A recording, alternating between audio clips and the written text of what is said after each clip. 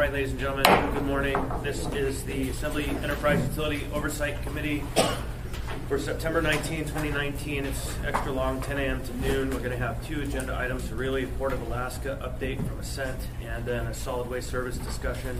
Are there any additions, or first, I guess we'll go around and do introductions. Starting with Mr. Waddleton. John Weddleton. Pete Peterson. Thanks, Alatal. Felix Severa. Suzanne LaFrance. Christopher Constant. Go ahead. Mark Baggage with Northern Compass Group. Rose Sergielewski, Ascent. Shauna Como with Northern Compass Group. All right, we got a bunch of people in the audience, and almost a full house. I see maybe 2 open seats, which is good. 4 if you count up here, 5.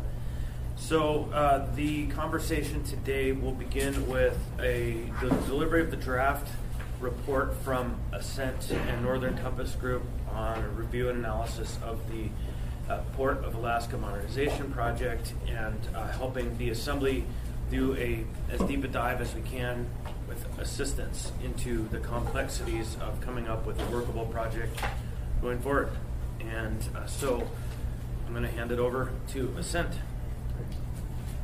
Mark actually will take a first discussion points. Great. Thank you very much, Mr. Chairman. Thank you very much for doing this, and you'll see in the report we've handed out, and we're not going to go through every page, thank you, but we will highlight some of the important facets of the report. And again, thank you to the Assembly and Chairman Constant of the committee for willing to engage us in this effort. We think this will be hopefully informative, but also help create a guideline or a blueprint for what the next steps might be, as well as answer a lot of questions that people had and putting it all into one place, which has been a great challenge, to be frank with you. It is clear, no matter how you do this project, at the number that's out there now, the 1.9, you cannot do this project. So what we've tried to do is look at this, and there has been hours and hours of conversation, meetings, with users, stakeholders, administration, assembly members, community members, a variety of people to try to build as much information as possible. What you have in front of you is a document that is broken down with, I think, 2 critical components as well as some important in-depth information. The first is the summary. The back part is the strategic steps that will be necessary, we believe, to move things forward. And then there's some financial information where we think funding opportunities are based on what we believe is probability of happening. Everything from bond money, grants, other things. So we laid that out in a very clear and concise way.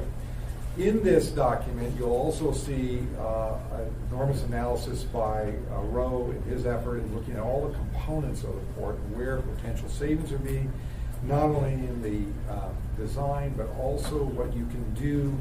We're just kind of re-examining the information and looking at it in a different way.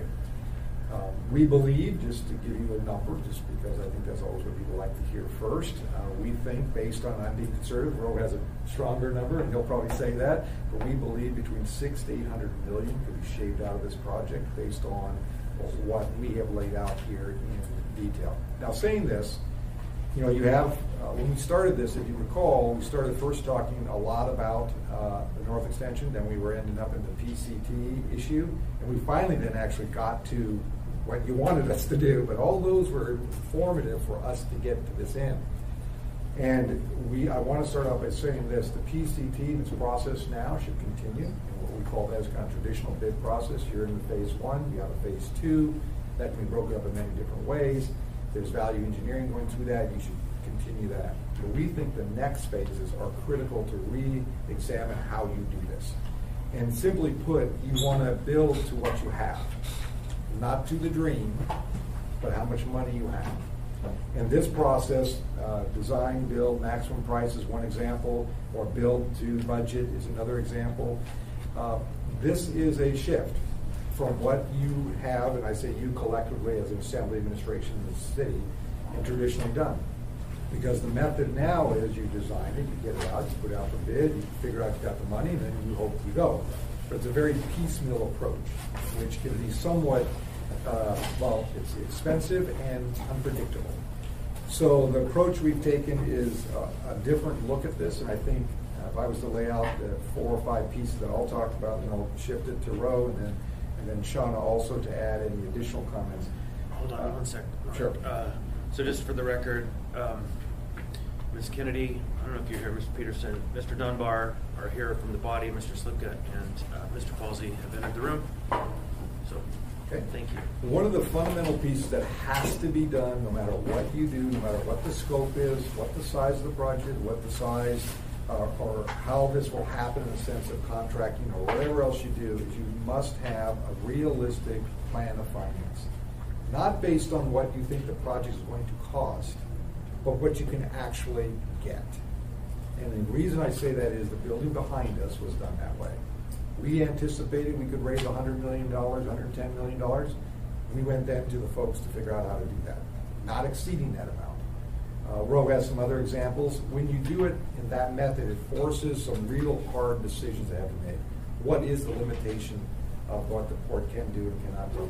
But also it keeps it under a budget control, which right now when you do these piecemeals, you don't know what the end is going to be. I think many of you, we heard individually, collectively, somewhat of a frustration of what's next, what's the next piece cost, when does that money come in? And what we're making very clearly here, no matter what you do, you've got to have a realistic plan of finance, which not only lays out, and we laid out some great detail here of each funding source and probability.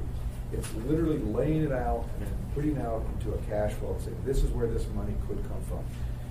Not the reverse, which is, what's this project going to cost? Now let's lay that out. It's the reverse of this going, how much money can we raise and where's it going to come? Then you build the project to that. And it will show some things you can't do, and some things you're going to have to be more creative on how to make it work. And that is critical.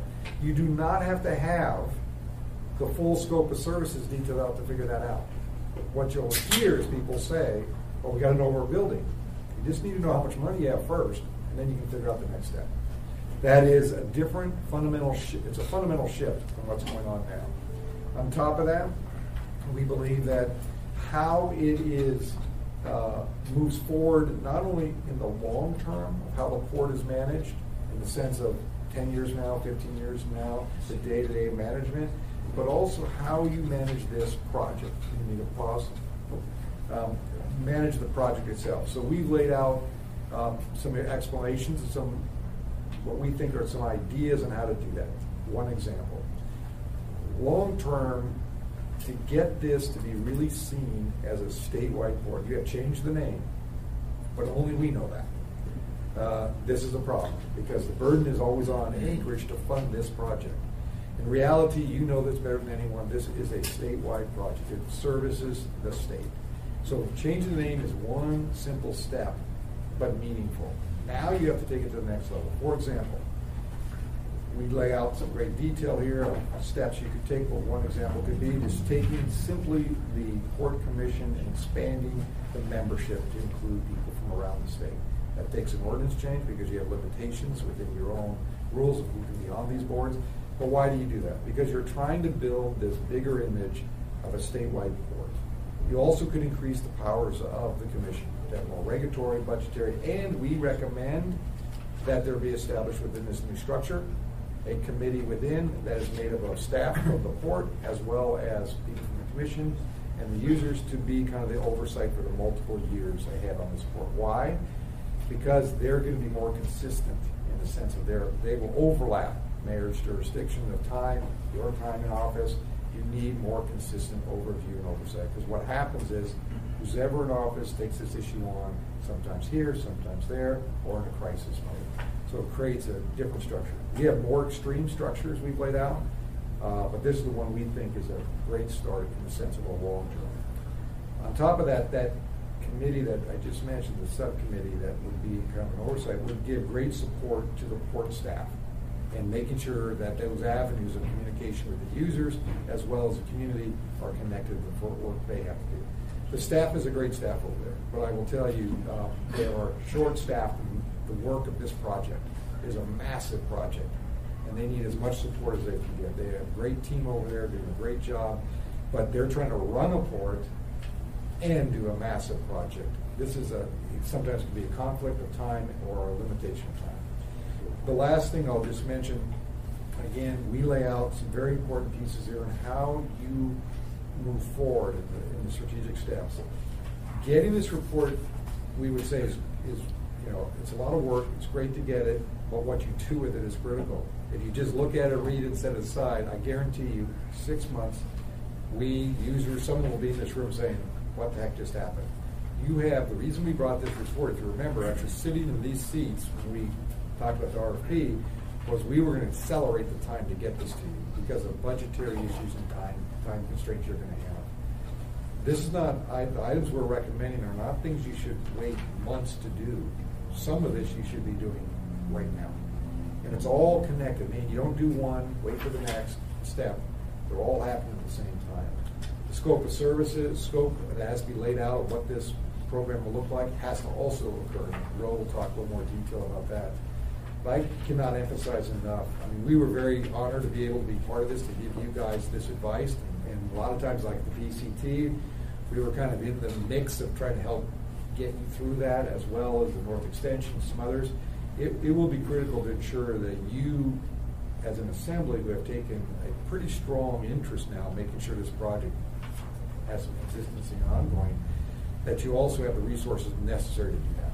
Because getting the report, and you'll see we're pretty direct in here. We're not mincing words about what should be done. But we also think if you don't have the right support to do it, you're going to get yourself back in this 6 months, 8 months from now. We've seen a lot of movement in a lot of ways from users and administration. I mean, a lot more communication going on than ever before. There was individual, but now you have a users group, which I think is a very positive thing for the community. They're engaging. You have the port staff and the administration here and the floor all kind of starting to move together through this process. So a lot of good things have already occurred, but there's a lot of opportunity ahead of us. So let me pause there. I want to, again, emphasize these 4 or 5 things that we've said in the strategic plan are only a portion of the overall plan. And you need to move those forward or you'll be back in the same situation 6 months from now. Let me pause there, and I'll just turn to Ro and maybe go through the scope and a couple other highlighted items. Then I'll ask Shauna to see if there's anything similar. Thanks, Mark. So I really wanted to start out and just express my appreciation for all the collaboration that I've received in doing this, from the assembly, from the administration, from the user groups. It has been a very positive experience, and people have been cooperative. I've gotten tremendous support and information from everybody. So, there's a common goal of wanting to solve the port issue, and so there's a good foundation for, I think, moving forward. The RFQ that came out was very comprehensive. They asked for a huge amount of information, and we've tried to give people what was requested. So this report has a lot of content in it, and we're not going to be able to go over it all now, but we're hoping that it's useful as somewhat of a reference document, that if you're curious about different elements, that there's portions of the report that you can go back in and use. One of the first things that was asked was, how did we go from 485 million to 1.9 billion? And if you turn to page 19, you see on an individual component budget roughly of the increases and how we got there, and the increases by just pure numbers. And it's a little bit soft in that along the way the way that costs were reported has changed, but you can get a general picture of the increases by the different components. In addition to that, there's my attempt at explaining what really drove those components, and there are a number of elements that contributed. There's user requests that have increased significantly, and part of that had to do with what the base program was. That's been attributed as 400+ million by the administration. There's also another really significant number that is related to the way that the cost estimating was done. And so what was presented back in January to the Assembly was kind of what was happening was you needed to bound roughly what is this going to cost. And so the administration took information from the project team, took information from the PCT, and used that same sort of information on other components. I believe that had a significantly higher, or it was very conservative approach and it was useful to bound the issue, but I think that it's definitely overstated what the actual costs were, and that could be in the order of hundreds of millions of dollars difference. One of my recommendations is go back in and really look at that differently. And part of the reason how you got there is the PCT was a seismically controlled project. It was also done working in conjunction with a construction manager at risk, that their numbers were high. And so when we bid the phase 1 project, we were 30% over what the number was, and that was partially because of the use of the conservative contractor numbers. But those higher seismically controlled costs and CMAR costs were applied for all the remainder of the terminals, and that's raised what that number is. So I think that your actual, if you did a new estimate of what that would be, it would be, it'd be hundreds of million lower. So right off the bat, that that gets you, I believe, somewhat toward the goal. But so another thing is duration. The project has expanded from an 8-year project to a 16-year project, and that adds things. There's additional management costs. There's just the cost of inflation. There's probably over $200 to $300 million that's been added because of escalation. If escalation is at 2% versus 3%, you would whack 70 million off. So there's still there's uncertainty in some of those numbers, but those are some of the bigger drivers. So what really, how did we what caused some of these growth elements that you saw here? And I think there's a number of different factors, and a lot of things that we've talked about. But some of them had to do with the seismic resiliency component.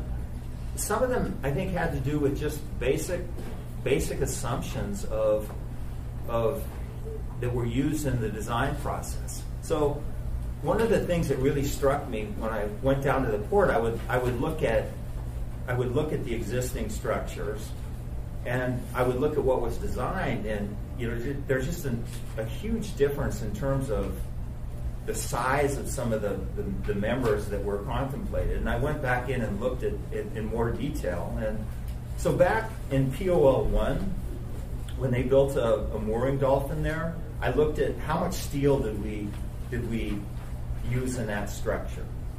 And then I looked at the design that was done for the PCT, and we're using more than 300% more steel in our design than what has worked for the last 50 years. And why?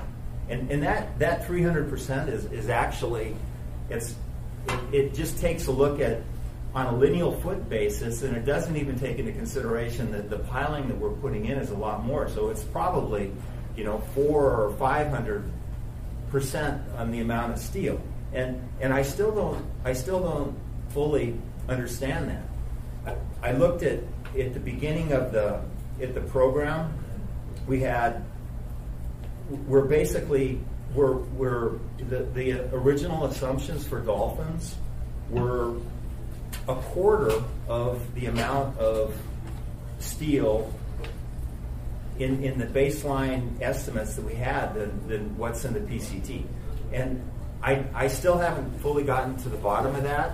I think it's important to probe that more, to really look at what are the driving factors behind that. So like ice loads, the ice loads that were used in the design for failure and bending are basically 2 times the levels that were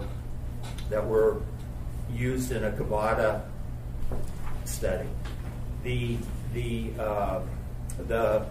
the previous portions at the port have been designed for like 3 feet of ice or 2 feet of ice and 200 psi of ice, but we're using 3 feet of ice and 300 psi ice. So some of the assumptions that we've used are significantly more.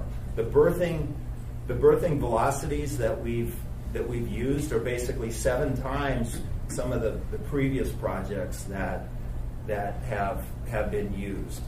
And so there's a series of conservative elements that when you combine them together, they're ending up getting to these 3 and 4 times the amount of steel that it had. And so I think there needs to be a fundamental reevaluation of those elements. That's one of the recommendations, that we go back in and really look at those.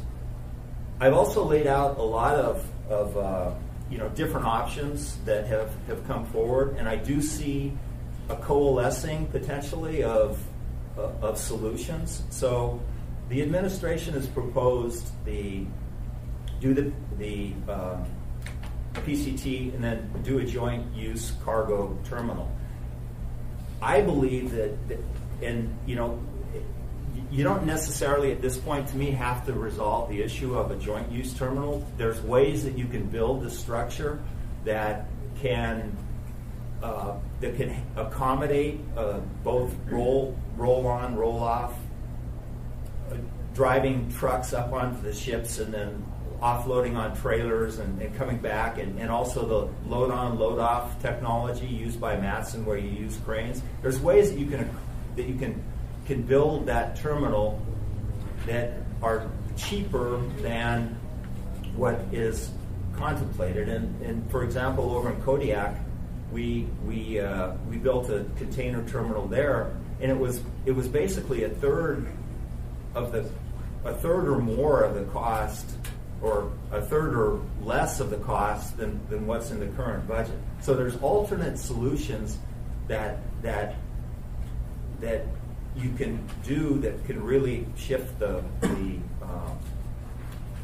project. And one of the big things that is out there is the current design pushes the wharf face out 140 feet. That requires, because of the way that the marine pilots come in and they have to have additional tugs, basically under the current scenario, that requires about $1.3 billion or $1.4 billion in hand before you start working on that terminal. And that's the recommendations of the pilots, that's the recommendations of the project team. That, like Mark indicated, that isn't going to work. We need to look at, how are we going to fund something like that? To me, it's unrealistic.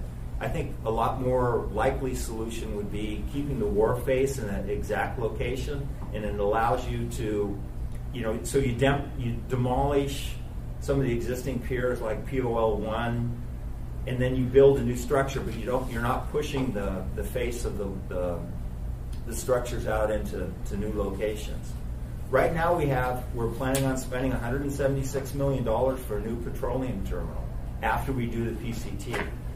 The users have been strong proponents of use of fuel headers in some of the existing facilities in lieu of that, or even renovation of some of the existing structures that we have there. And I think there's support developing for not moving forward with that project. So you could probably save 100 and some odd million right there. There's also the potential to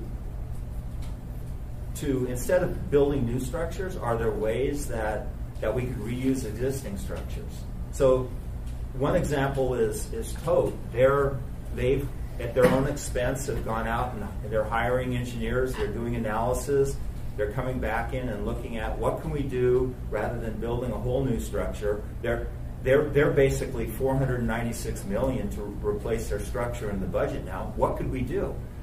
And so I believe that the reports are going to come back in and say something to the effect, and this is still speculation at this point, but you could spend $50 million and upgrade that terminal, and it won't necessarily give you 70 5-year life, but it'll give you a terminal for the length of time of what their ships are for 30 years.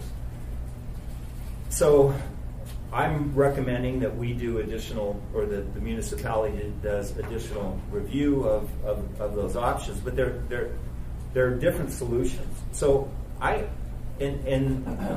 when I started the project, what I was really hoping for would be that we'd be able to have communication with the administration and user groups and work toward a solution.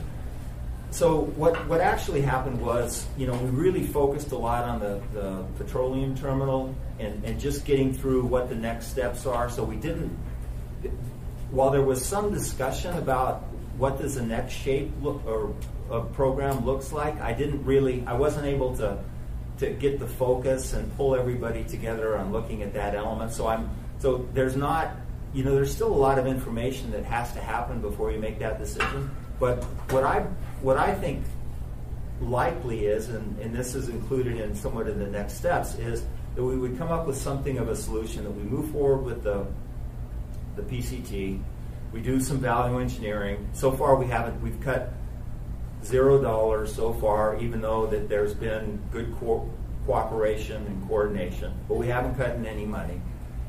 Do that, and then in the future I see potentially building a new cargo berth using closed cell sheet pile, not open cell sheet pile, and putting that in. The design already contemplates that as an alternate. Keep the face in and tie all those structures in together. That's what we did over in Kodiak. A lot less cost than there. So you have one more new structure. Then potentially you renovate Terminal 3, which is the tote terminal. Potentially you renovate POL2. There's 56 piles there. So there's been discussion that you could renovate piles for $70,000. I did an analysis and said, okay, let's say $300,000. I mean, that's $17 million versus $170 million for a new structure. So there are ways that some of those existing structures that we could really do. So that would solve the fuel by either renovation of POL2 or putting fuel headers, let's say, on the tote dock. And so, Mark had somewhat the editorial pen in terms of the dollar value in the budget, and he's like he said, but I believe we could cut, you can cut the cost of the program in half, I believe. And that includes, where we're at in terms of the petroleum PCT. So we have a series of recommendations: project management, governance, funding, planning, programming, design, construction, and other, and those are toward the back. They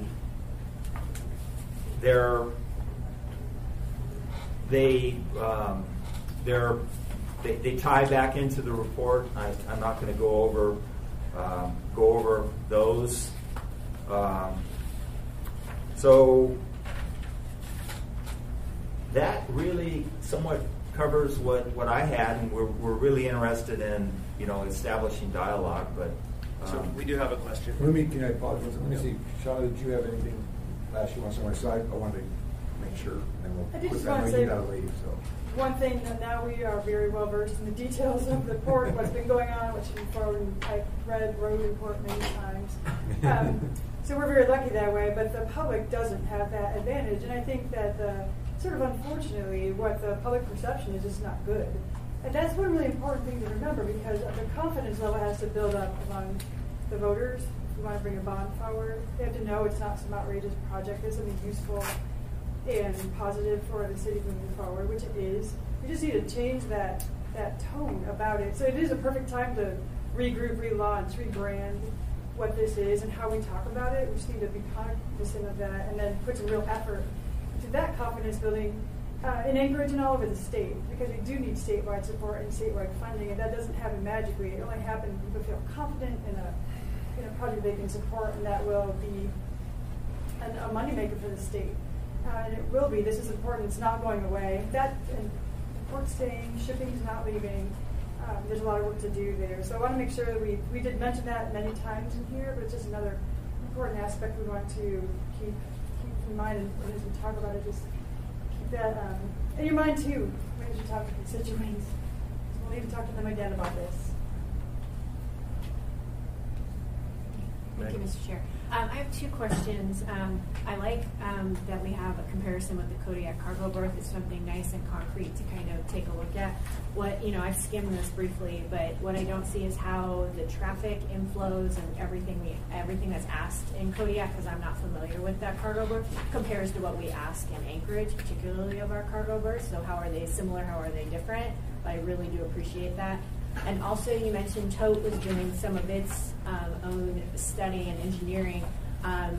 Would it make sense to, have either our commission or someone kind of set some basic parameters so that we don't end up back where we started with ideas that they're going to maybe look at one particular design, but that doesn't really mesh or work with kind of where other things are headed, to kind of set some initial criteria somehow, because I can see that creating conflict, that they're looking at what they can do for themselves in their own interest, or making sure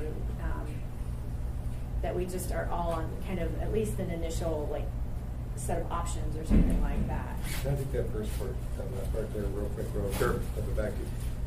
One thing that's laid out in the strategic plan and strategic steps on page 94 just kind of gets to where you're at. In other words, we like that Toad's doing this because honestly, why they're doing it, from my perspective, is we basically made it very clear. There's no $1.9 billion port. That's never happened. So your $496 million section ain't going to happen. So rethink what's possible there. But in the on page 94, it lays out kind of that process to kind of make sure that's all incorporated, so you're not having 5, 6 different ideas that aren't coordinated. But the main coordinating factor is you only have this much money to spend, and everyone has to fit into that max. And that's the piece that's currently missing. But Toad has already started the process of thinking, okay, that big number is not going to be there, so we better start thinking about this in a different way. But again, you have to create this process right away as you're doing the plan of finance, kind of the rebrand, and a few other things, and that is a pretty extensive component of our strategic steps. So, as Mark indicated, so I'll jump into the Toad issue first. Totally agree. So, we really haven't looked at all at what are those other options, and so I totally agree. What we need to do is do a comprehensive look at that. I've listed out. So what I did was I talked to a number of marine contractors and got input from them. But I totally agree. We need to broaden out what that look is. Look at all the different sorts of options and come out with what makes sense. And it is good that Toad's doing that. We should still do that. So that's one of my recommendations, is that we go out and do a thorough review of all those options. You're correct that Kodiak is totally a different situation. There's a lot of differences. There's similarities. The amount of volume that goes through there is significantly lower than we have. So even though they have a 100-gauge crane, and that's what Matson desires here, but the amount of traffic is different. They get 1 ship a week. We get 2 ships a week. But the way that I've broken out the costs is looking at costs on a lineal foot basis as well as a square foot basis. So on a lineal foot basis, they could get by with they only have 1 crane. We're contemplating 3 or 4 cranes. So you need definitely a lot more length. But the cost differences, whether or not it's square footage or the total lineal footage on a per face basis, they should be roughly comparable, even though that there are different things. And I've mentioned a lot of the differences in that, and I won't go into them now. But you're totally right. They get a lot more cargo here at the port. Thank you. Appreciate that. And if I might then, just a quick follow-up. One of those other details, just one small example would be whether it's 140 feet out or not. Some other baseline criterion that through a conversation would be established. These are the variable approaches that we're looking at so that their expenditures on engineering comport with the overall plan and program that's in development. So that's interesting, and there is definitely some room for contemplation of what that path forward is with the users and the administration. Thank you. Other questions? Mr. Vance? Thank you, Mr. Chair. Thank you for the information and the presentation. Just a question about timing. If we were to embrace a number of the suggestions in terms of making code changes to increase the commission, develop a finance plan, do the necessary public outreach, what kind of schedule do you foresee? Now. And I say that somewhat sarcastically, but I do believe because well, first off, I believe you're getting something now that kind of puts it all in one place, which is helpful. I know you've all kind of, in our individual conversation, what about this piece of information? Where's that? And what we've tried to do is put it all here. But I think why we did this in the shorter period of time was just because you're starting, you'll see like on page 68, all the funding alternatives. And what we have in there is timing on all those. For example, some of the budget process of the city right now, as you know, you're getting a budget October 1. But the administration has already started their process. So you've missed some opportunities, but because you're the authority that receives that, you have chances to amend those. So for example, I'll give you one quick example. Let's say you want to scale this back. You want to rejigger your capital budget to reflect real numbers, right? We could do that now because you're going to get the capital budget in short order here. If you want to get a legislative package together, try to advocate for a bond for 2020, you got to make that decision now because the session starts in January. If you want to start the federal process of anything, even though there are grants and so forth, but I think there's some opportunities. I've seen and met with a week and a half ago senators, not from our delegation, but other senators that actually have brought this project up. Not necessarily the best light, but are interested for a lot of reasons to see it successful. But their budget process is already starting for 2021. So the thing you need to do immediately is I'd take these funding examples, the administration, the assembly, and others, sit down and say, what's realistic? Is X dollars from a general obligation bond over the next couple of years realistic? And the reason you do that, you can then quickly lay out your budget scenario, how much. Then you can adjust your capital budget. While you're doing that, again, on the further detailed page of 94, it lays out the scope, goes to Meg's question, that you start that process immediately too, which could take 3 to 6 months. So they're all simultaneous. The branding piece and all that, you want to have that conversation now. And the reason is because every step you make will help reestablish this in the public's eye of what it is. Right now, as Shauna said, when we go out there and talk to people outside of here, people are like, oh my God, I'm on an elevator. Someone said, good luck on that. Just wherever you go. So we have to rebrand it to get the public, because as soon as you expand, let's say we're going to expand a commission head, 2 or 3 state people on there. First you have to get them to believe that there's actually something that they can contribute to that's going to be positive, because people are not going to go into a negative environment. And I think there's some of these things you want to do now. What we would suggest is your next step is, of those strategic steps we lay out, really a quick time frame. What does that look like? But they all are simultaneous, because if you don't, and they're going to be somewhere you're going to kind of conflict a little bit, but you got to just get them moving. And what we've tried to do in the strategic steps is pick 4 or 5 of those items you got to do kind of now, recognizing there's many other things to the equation. But to your question, I really do believe that you have to do it now. For a lot of the funding cycles, the branding, the interest by the users of really engaging, you have, again, like totes in motion. They're not going to wait for your decision. They're going to make some decisions, then it may be in conflict with what the longer plan is. So we got to kind of And I'd like to, jump in and echo what Mark says, but using different words. So, engineer words. Well, I'm not sure about that, but we'll see. So what I see is we need to get alignment between the users and the administration in terms of, what is the scope of the project? What is the total cost of the project? How much components is going to come from tariffs, and how much can potentially come from other sources? And once you have that alignment, then you'll have a unified message that could resonate out. Right now, there's angst about tariffs. There's what is the value of the project? Nobody can speak to that. So we're not in a position that we can really get out there and confidently give information. This is what we're going to do. This is how we're going to fund it.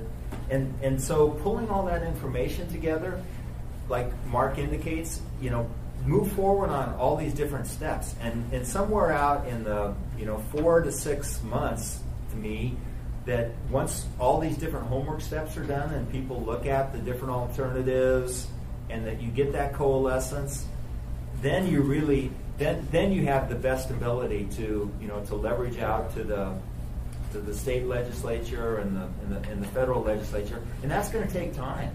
So issues in terms of these different options. Right now, we don't know what we could do in terms of renovation of existing structures. We don't know what that's going to cost. We have basic homework we need to do. Speaking for not me personally, but we, the collective municipality and project team, we need to get that homework done first, and to me, it would naturally come together in probably 4 to 6 months. Meg, you have another question? Yeah, one more. To follow up on what Shauna said, and I'm kind of skimming through the strategic steps here. It'd be really helpful.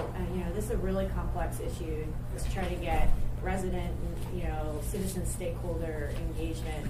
Before the PCT vote, I was out saying, Petroleum Central, the port. And there was nobody wanted to engage. So if there's, and I'm not a branding expert, and I really don't like that word, but if there are specific objectives or strategies that should be employed. That was one of the things that made me very interested when you guys responded to the RFP, is the technical and the practical experience of communicating big issues to voters and residents. That would be very helpful because every time I bring up the port at a community council meeting, there's very little engagement. And so I really think this is really important to engage residents of Anchorage, but then beyond, and we're going to have to figure out some way to do that before the last minute. I know there will be a last minute engagement. There always is, as Mr. Weddleton points out, but I would like to have that ongoing. So if there are any specific recommendations you have, that would be fantastic. We can extrapolate that. So we have about 12 minutes left for this, if there are other questions. Mr. Weddleton. Are you going to email this to us as well? Yeah, I think a PDF will go over to the clerk's office. So, yeah. What's our so if we have this, we'll read it, and then what? Yeah, that's a very important conversation. I was hoping we would conclude with that. If there are no other questions, we can move into that part of the conversation. Okay, it seems that there are none. So now, what I have discussed with the contractors, the consultants here, is that we would post this up on the website for the committee, maybe for the community, and then seek input from the various stakeholders that review the document and give us their 2 cents, not on all of the end goals, but on the document itself and where we should go with it. Would ask the same from the administration and review and analysis, give feedback to the contractors that we can come back together for a final version probably next month. And so we'll do a pretty quick turnaround on this. Then what will happen is we will submit the document to the record, to the assembly through an AM probably, or an AR that would be accepted from the committee so that it's part of the analysis. Then we would come up with a work plan going forward. So, Mr. Weldon. That sounds good and organized, but I'm hearing we need to do stuff based on this Yeah, you need, I think what simultaneous, I totally agree with what the chairman said in regards to how to get some feedback, because we put this in a draft form particularly for that reason, because we always know when you put a document of 98 pages, someone's going to say this, so that's fine. We want that input. But I think what we could also simultaneous to that is, like for example, what the question Meg had, or on a couple other things, we could quickly put some quick thoughts and extrapolate out from these strategic steps, some things you might be thinking about right now. We could do that over the next week for you. Ms. Welton. It sounds like a subcommittee work with him and get stuff written up and ready to go. Absolutely. No, and the theory that I had been operating on when we get to the point where the administration's had an opportunity to review the document and at least the public has it in their hands, we would sit down with the various parties and have that conversation over the next few weeks. Right. With really, I mean, next month is, it's important to get started. We'll take what they have. Yeah. But we You can may not only be able to work move stuff. at the speed that we have. And so the intent we'd already discussed in advance was that we would sit down, and I can add one member for sure without violating the Open Meetings Act if anyone is interested in sitting in that capacity. But we had already set ourselves to be leading that charge. And I think you'll see when you wrote the strategic steps in very narrative form, kind of like, here's what you do next, so it gets to part of what your question is. It just really is kind of in your hands to say, you could literally take the report and say, okay, thank you very much. Or you could say, you know what, you got to move through this, and to your question, how do you get there? Mr. Peterson. Thank you, Mr. Chairman. I think, the first decisions that have to be made are about what changes we might consider making for the petroleum cement terminal. Is that we've actually already have a contract where someone's supposed to be starting on that. And so if we're going to be making any changes to that, that's going to have to be done as soon as possible. I might add that I think the administration would have a different opinion. We have authorized that contract, and it's up to them ultimately to negotiate changes in the contract. It's an executive authority. And so I'm hopeful that we have more than zero in value engineering in that process. I think we've let that ship sail away from us. We may have some opportunity to come back and revise the contracts. I just don't know. And if I can, Mr. Chairman, I can add just a little bit. Rose engaged in a process, I don't know if it's weekly or every 2 weeks, I don't remember, but to continue to look at value engineering on this phase and the next phase, because the next phase, literally, they're going to have to get that out for bid next year very quickly. The challenge with that is you only have about $6 million in the bank, so that's a bigger problem. That's why I keep going back to the funding component. So we are hopeful that there will continue to be this value engineering component, but we have acknowledged, in somewhat of a hesitant way, that the PCT is kind of gone. This big chunk, we got to focus on now. And this may happen just you kind of bite the bullet and go for it. Hopefully there's some value engineering that doesn't just get to where we are now, no changes, that there actually is some. But you almost kind of have to put that over here and say, okay, if we focus here, we're going to miss this bigger number. And that's what we're kind of saying here, is you got to just shift and let this smaller process go right now on the value engineering for the PCT. And to that end, we have hired Roe as a subset of this contract to be our ears and eyes in that process. He's in those meetings. And he's kind of in between the users and the administration, helping. So we definitely are in the middle of that as best we can be with the powers that we have. Mr. Dunbar. Yeah, I think that maybe answers my question, but I just want to drill down on it a little bit. So you made a very specific recommendation when you were talking about the Dolphins, right? Or maybe not a recommendation, but you noticed the Dolphins had much more steel than you thought might be advisable. My understanding is that the contract we let on the BCT didn't include the Dolphins. It was just the trestle. So the Dolphin discussion hasn't happened yet, hasn't even really started to happen yet. Is that correct? We're having those discussions, and so they're, and I just received today some information from the administration regarding that.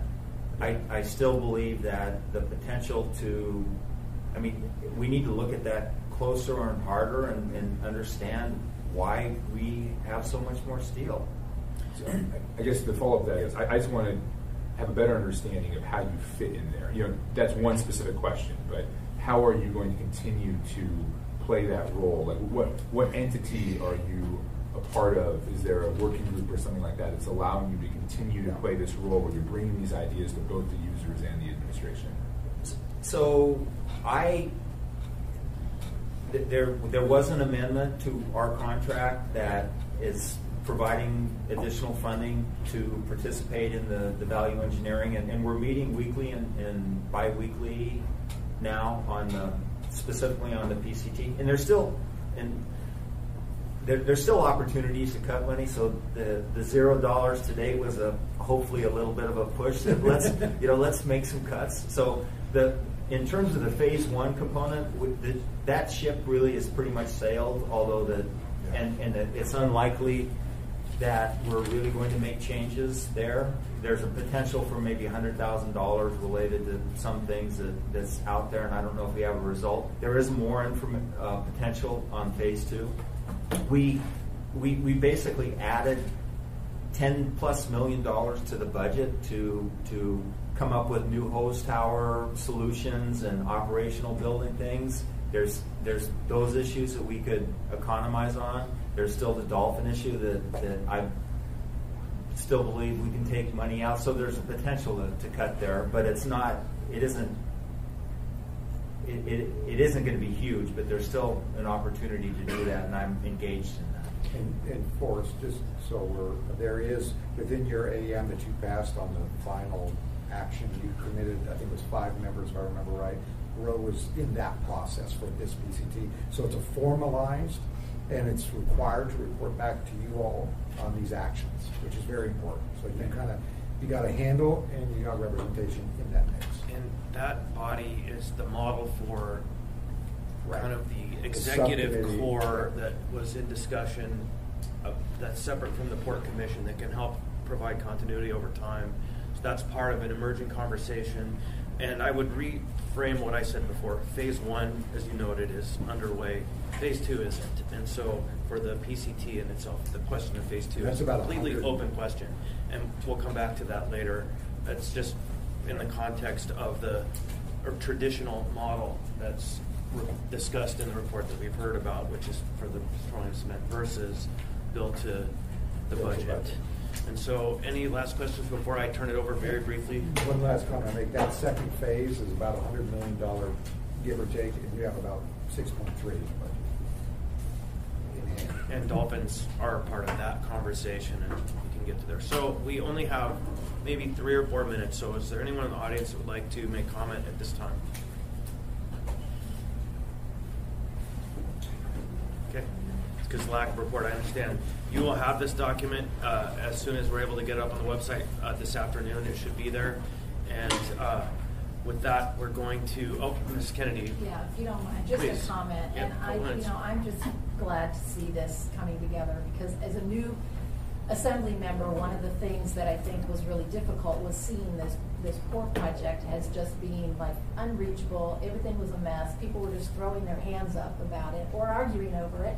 And I think what you've done has been to, at least from my perspective, to really try to gel all of this and have a bit of a path forward. Not that all the decisions are made by any means, but when I was thinking about what Ms. Salatel said about the public, maybe their eyes are glazing over, but I think to a certain extent the public looked at this project as unreachable. There was nothing we could do to fix this problem.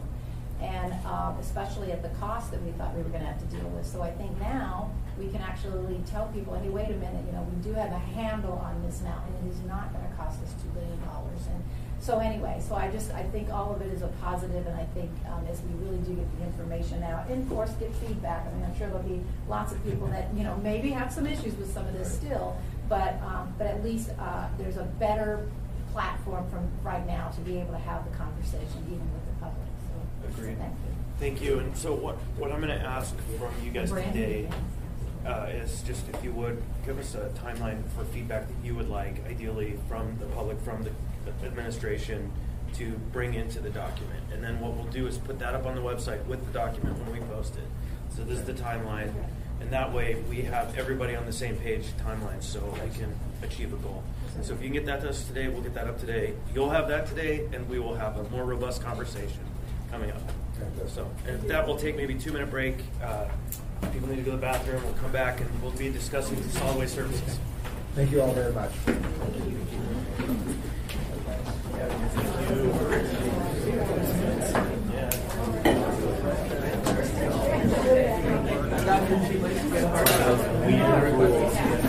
Right.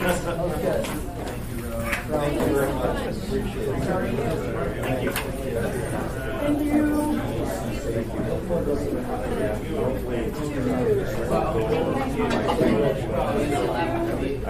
I was back in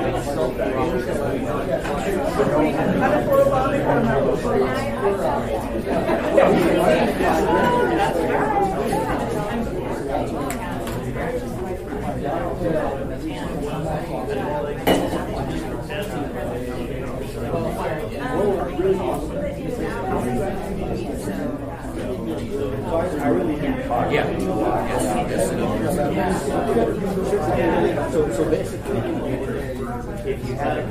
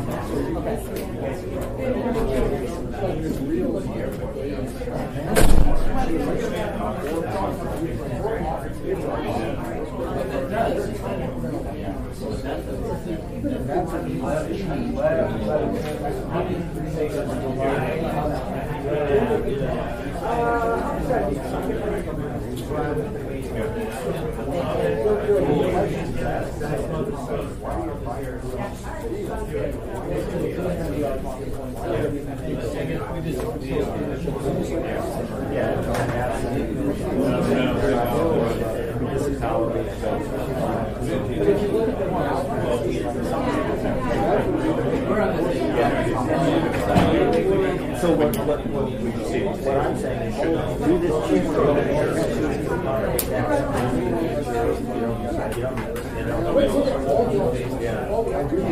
You're about to do it the whole way. This facility, it's a state of the art. It's getting there.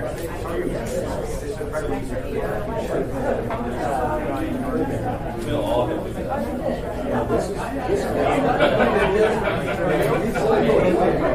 I gotta go.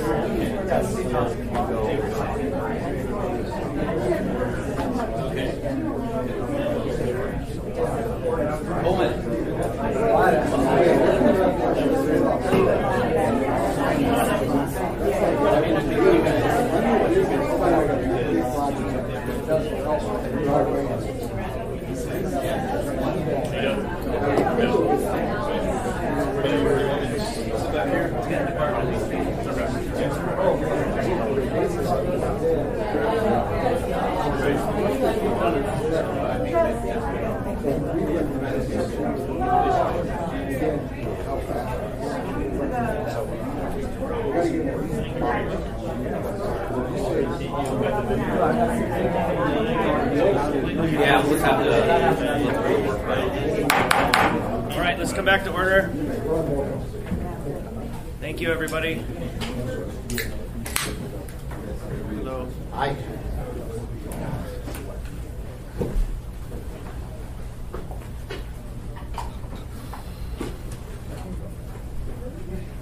So we're still on the record for the Assembly Enterprise Utility Oversight Committee for September 19, 2019. And now we'll take up items B, C, and D on the agenda, which are an update from Solid Waste Services, On the design of the new transfer station, discussion of finances and rate increases, requests for 2020, and the presentation of energy from waste white paper. Mr. Spofford. Okay, thank you, Mr. Chairman. So I always like to start off my presentations, and probably every time that you see me and hear me, I'm going to rattle off about the landfill closure countdown, which I like to call the doomsday countdown. And so we have a really interactive, good tool that I want to remind you all about that's on our website that allows you guys, your constituents, to see how their actions with recycling and diversion directly affect the life of the landfill. And that's kind of what is the number one goal of my department, right? I'm supposed to be thinking about how do I extend the life of the landfill for as long as possible. Because if you remember from last year, when we were talking about our master plan that was approved, there's no other locations here in the municipality for us to build a new landfill. And so I like to think of the landfill as kind of like a natural resource that we have. Not a lot of communities are blessed with a landfill that's got 30 plus, almost 40 years of life left right now. And so I don't know about you, but I've got kids that are like 9 and 5 years old now, and I know that the last 10 years of my life have just flown by. And so I know that time is going to catch up to us, so we need to be planning and preparing for extending the life of the landfill as long as possible, again, because the alternatives just aren't good, because we were just talking about the port. We could get into a situation where we have to ship garbage out of here, which is a situation that a lot of southeast communities are in. We could have to dispose of it in Matsu, which their disposal rate is more than twice what ours is right now. And in fact, when you take waste from an out of area, they charge you another double, which is just like we do. So it could be 4 to 5 times as much to dispose of our garbage without a landfill than it is now. And so again, it kind of behooves us to take care of it. And I like to think of it as like, this isn't a rental car, right? Like when you see a red light come on your rental car that you have a low tire, it's like, well, I'm not really going to do anything about it. I'll just take it back in, the next day I'm not going to worry about it. This is our car. We own this, so we need to be taking care of it and being proactive with what we're doing. And so that'll lead me to kind of what we're going to talk about today. In addition to extending the life of the landfill, the new transfer station is going to also help us to improve our customer experience. We're hoping, we just finished a customer survey. A lot of the comments that came back is they want more opportunities for diversion. The new central transfer station is going to give us those opportunities for additional diversion to a large scale.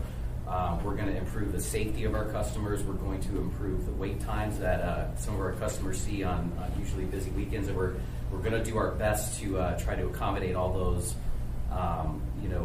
voices that we've heard from our customers and your constituents about what we can do to improve our services. And so that's all going to be taken into account.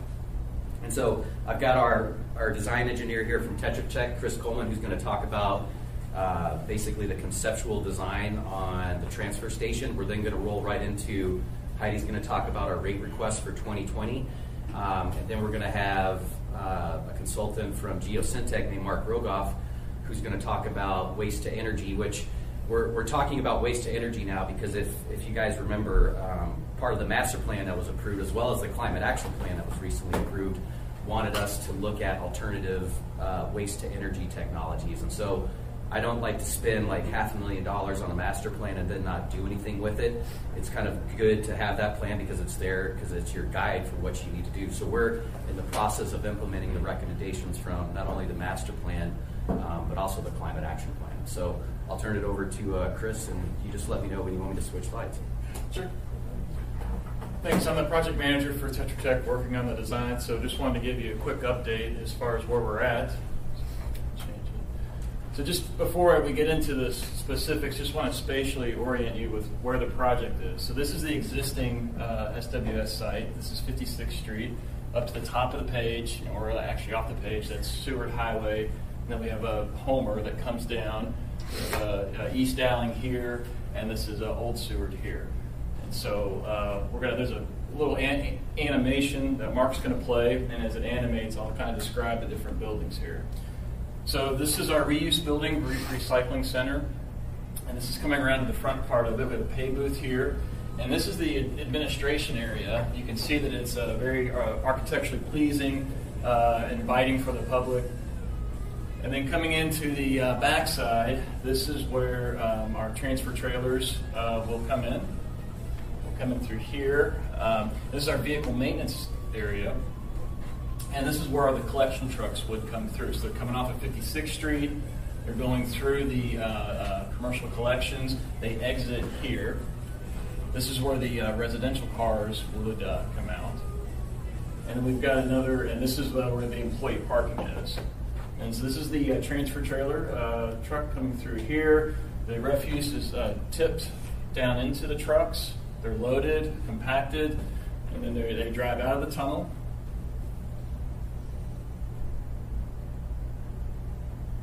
It's obviously a very nice day.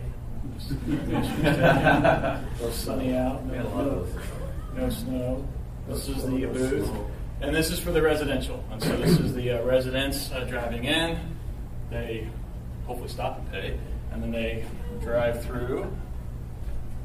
And you can see here, this is where they would stop and throw their trash over the wall. There's the trash there that's being dumped into the trucks down below from the first drive-through.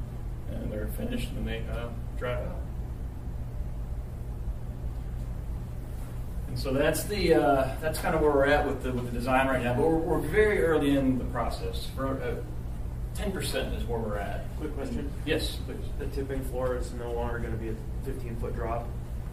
No, it will be. It will be. Yes. So the animation was slightly off. Okay, thank you. Okay. So there'll be a partition though, and so it's not like it'll be an open drop. There's going to be a concrete, barrier there. Yeah, no, that was there. The barrier. I just was wondering, because of safety or something, if there was a change there. Oh, were you talking about where the transfer trailers are down below in the tunnel, where the people drop their trash? Oh yes, there is a wall there. There is a wall, and so it's about a 4 to 6 foot wall. So yeah, I see what you're saying. So it's not a 15-foot drop. It's about a 4 to 6 foot drop. Thank you. Quick question. Yes. So the vehicles drive in the structure, Yes. and is there any issue with air quality, or did that add any scope to the project? Well, that's part of it. So our mechanical systems will be designed to bring in fresh air, to keep it ventilated, to keep the odors down too. Yeah, so that's part of the project scope. Ms. Kennedy.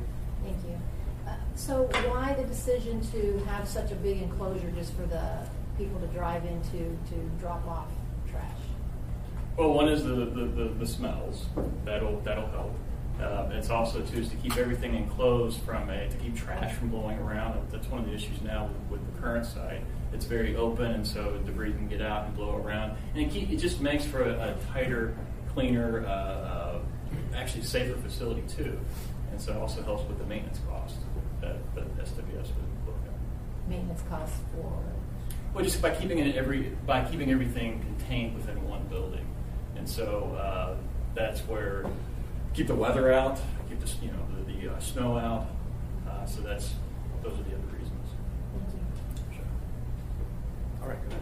Thank you. Questions? And so this is just a quick slide, just demonstrate where we are with schedule. And as I mentioned, we're at the very first 10%. We're looking to start breaking ground before next winter, and then we're looking at right now summer 2023 completion.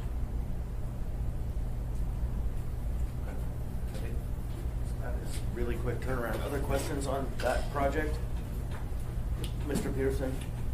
Thank you, Mr. Chairman. So this new building is we're going to be indoors, but it's not going to be heated in the winter. Is that correct, or that would increase cost quite a bit if we were heating that? Or?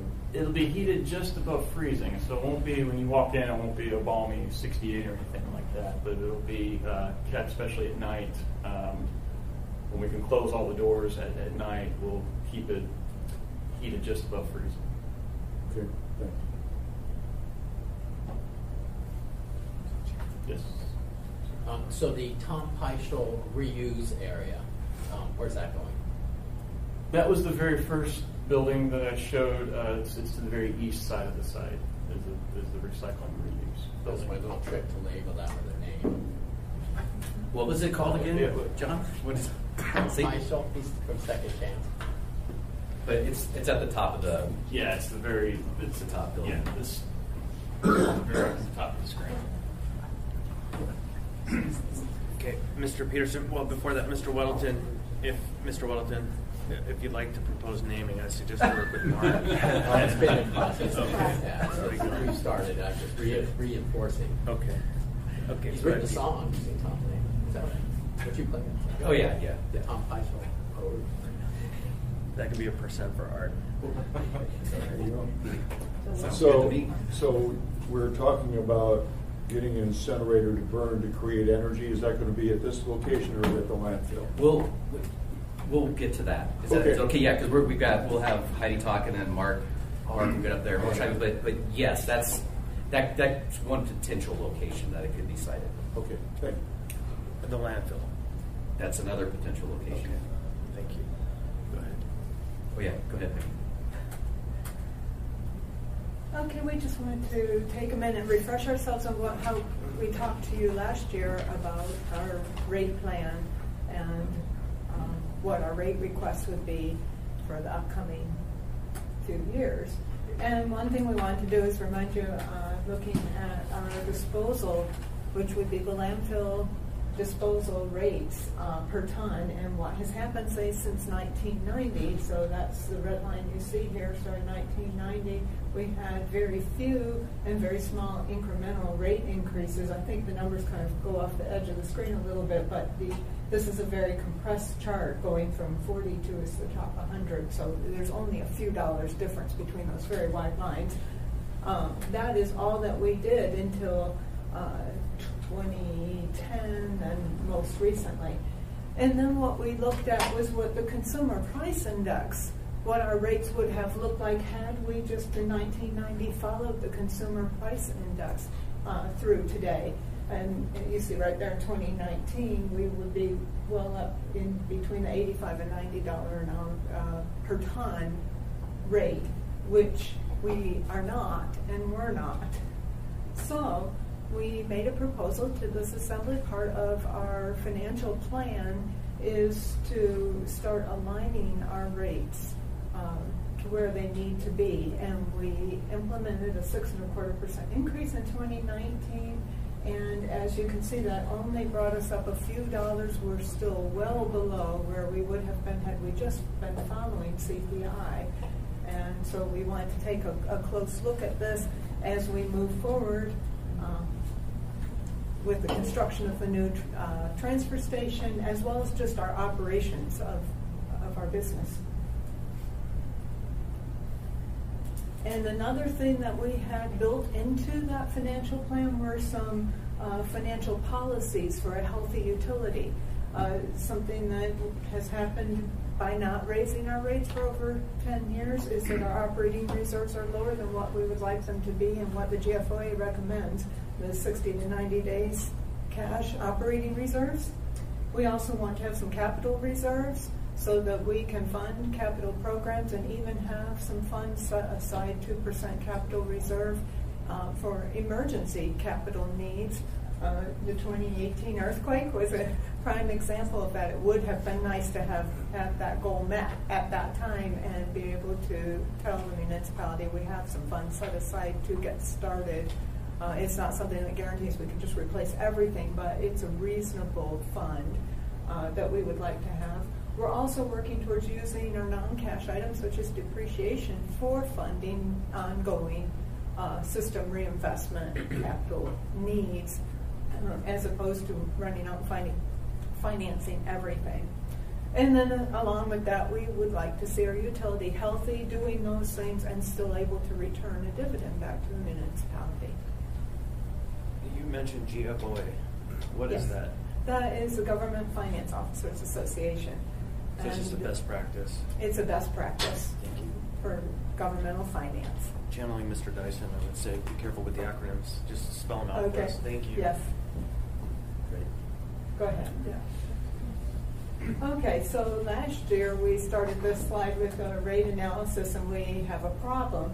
Now we're executing the plan that we proposed last year, and that plan includes both that disposal utility for the landfill and the transfer station, and our collection utility, which is our vehicles that drive around, collect from the public and bring back in. bring the trash to the disposal. So last year we had a projected 2018. The numbers there on the bottom, we projected what our revenues would look like, what our expenditures would look like for the disposal utility, and projected that our finances were not going to be as pretty as we would like them to be, almost a $1.5 million loss. We did a little better than that. The next column there on those numbers shows you that we actually were able to keep expenditures down. But as I've mentioned before, we have a fixed base for income, and so we don't expect that to just change, and it did not. We were able to do a little better than we projected by keeping expenses down.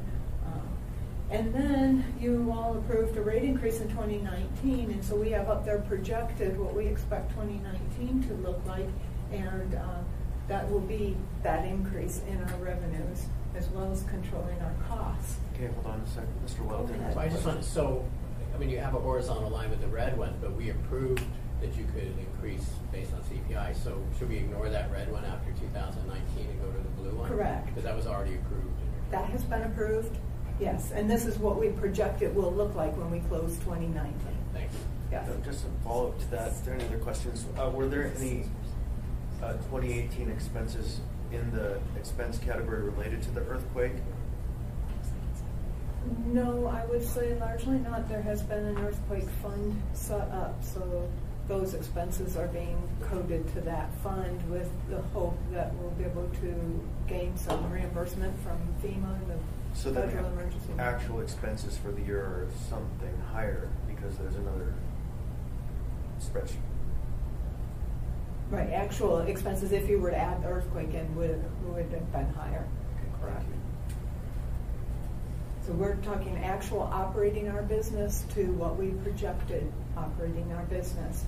So in 2019, yes, you were correct, the red line, if we had made no changes at all, would have really been a problem. Then the purple, blue, whatever you want to call it, line shows that with the approved 2019 increase, again, if in your mind you can take that one all the way across, it would be adequate for this year, but not allowing any additional to meet those financial policies that we put forth in our plan that are important. And so we will be coming back to you in 2020, and across the bottom we'll put the rates. We would like to toe the line and do exactly what we said and keep the disposal rate at approximately a 6.25% increase, and you would see that in the ordinance that we're bringing to you. We brought 6.25% in 2019. Another 6.25% in 2020 brings us slightly ahead of our expenses to start achieving those goals. For the collection utility, it's a very similar picture. Again, we expected to operate the utility at a bit of a loss. We did that very close to what we expected closing 2018.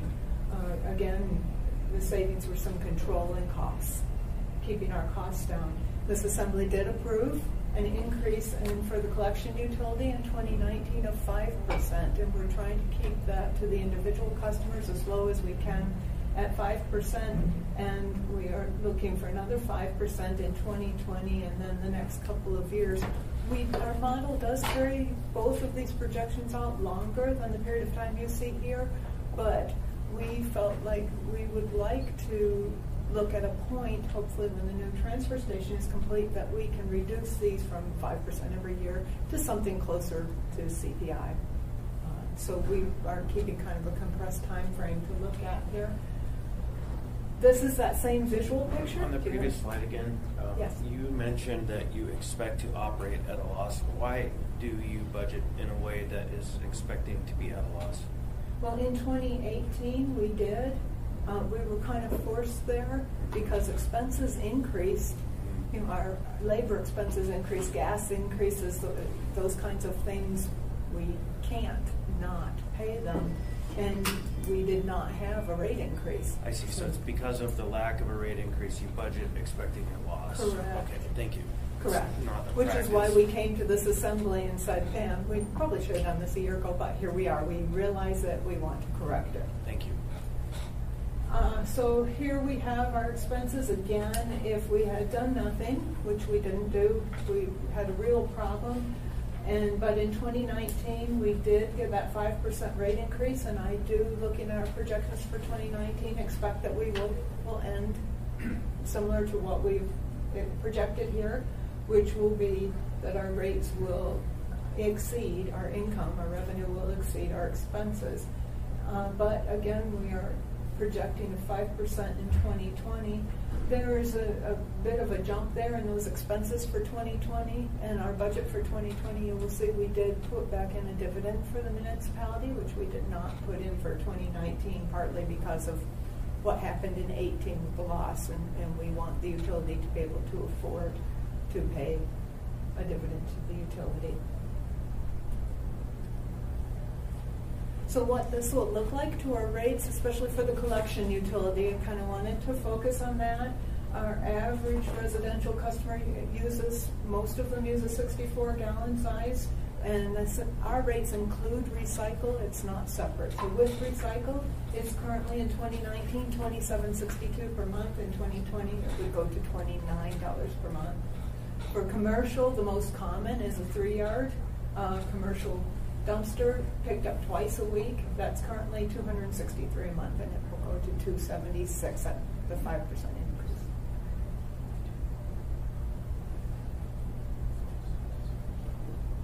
Okay, go ahead. There's no Okay. questions. Oh wait, Yes. Mr. Peterson. Thank you, Mr. Chairman. And so, is this based on the current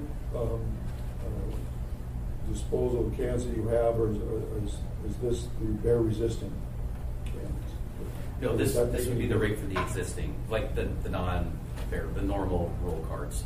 But we're still planning to bring in additional bear resistant cans. Oh yeah, yes, yep, we offer that service. So, yep. Are people taking advantage of that at all? Very many, or what's Not as many as we thought. I think we have 250 customers. You know, and I don't know if you remember in 2017 we bought like an additional 1,000 bear cards, thinking that there would be a rush of our customers in our service area wanting that service, and it just hasn't happened. And so are they going to be used down in Girdwood? Have they gone to? They can't use our carts, because that's outside of our service area. Oh, okay. And our cart, that's Alaska Waste or Boulevard or somebody Alaska else's Waste service is area. Girdwood. Okay. Right. Yep. All right. Thanks. Okay. Thanks. Mr. Rogoff. Thank you so much to being here to talk about my favorite topic, waste energy. My name is Mark Rogoff. I'm a senior consultant with Geosyntec Consultants, and I've pretty much done these feasibility studies, so pre-feasibility studies, for probably well over 35 years. I started out in my profession as a solid waste director for a county in Florida, and my number one goal was to implement a waste energy project. Our landfill was a Superfund site, and our other old landfill had a leaking liner. So we had a real impetus to move forward, to move away from landfilling and go to waste energy. So my story today is to talk a little bit about the white paper that we put together. The reason why we're here is, as Mark mentioned, the Climate Action Plan and the Integrated Solid Waste Management Plan that we adopted last year had different sections in there that talked about looking at alternative waste energy technology. So this white paper was essentially a first step to look at, is it feasible for the municipality to go forward on that particular area.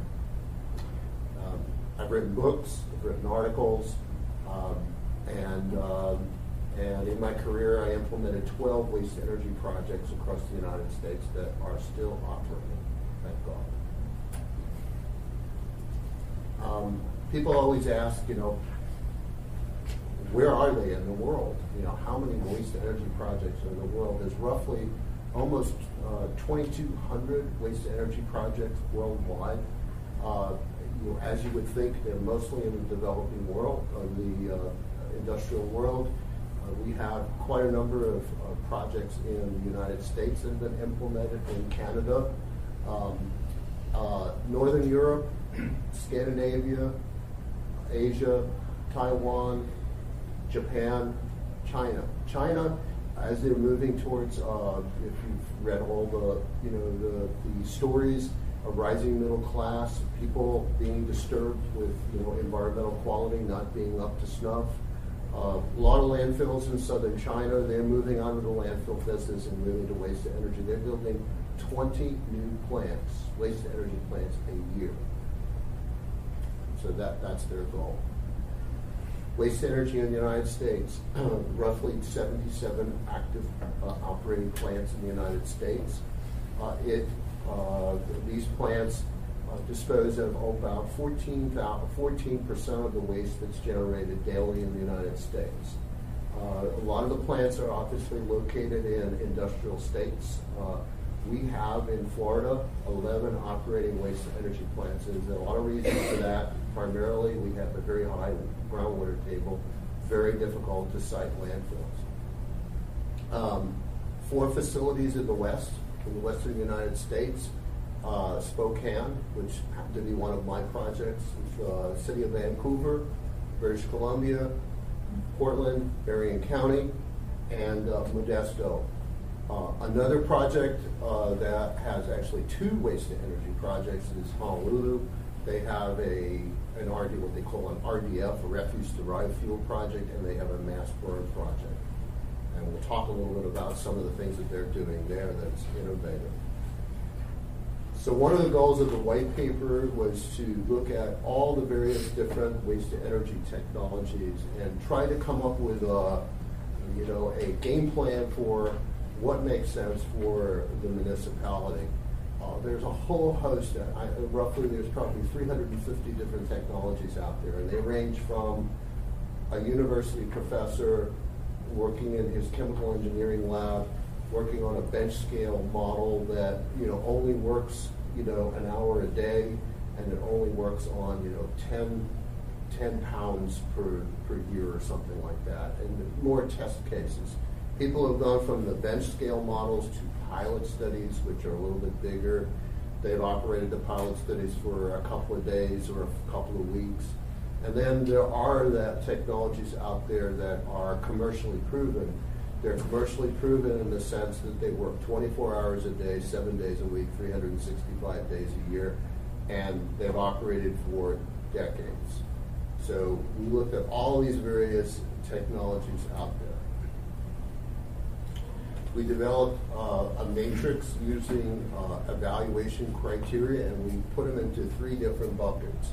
We looked at the state of the art, or the state of the technology that's out there, the degree that the technology is proven at a commercial scale. You can actually find vendors that are willing to commit to own or operate these facilities for 20 years. The technical performance, is it compatible with the things that the municipality is doing? Does it allow marketable materials to be converted? Can it pull out electricity and recovered metals? And we looked at technical resources. Is there capability out there in the industry for that particular technology to have experience? Is there long-term experience? Is there technical support? Are there people that are trained to operate those facilities and maintain those facilities? Is there a body of labor out there, experienced personnel, that can actually manage those particular facilities? So after all of that analysis and that matrix, we recommended a mass burn technology.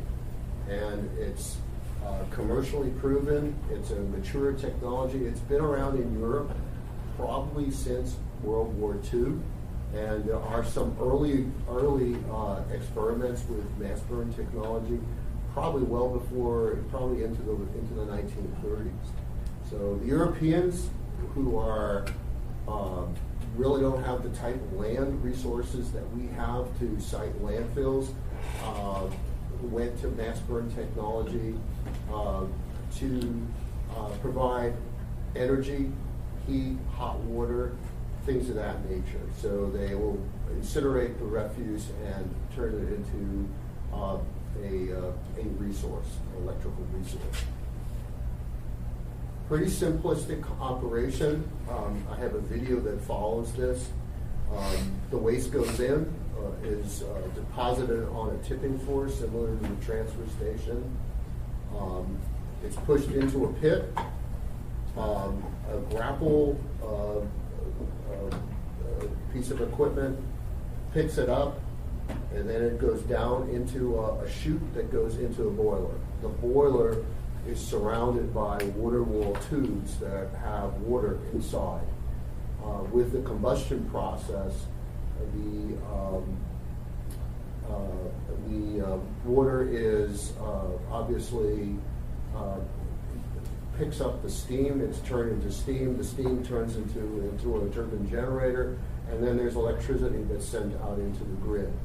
The ash that's left over is quenched with either wastewater or things of that nature. And there's a series of air pollution control devices that pick up all of the sulfur dioxides and nitrogen oxides and heavy metals and things of that nature. Technology is probably the cleanest incineration technology worldwide. And there's been so many advances over the last number of years. U.S. EPA over the last 20 years enacted the Clean Air Act amendments that actually addressed these municipal waste incinerators.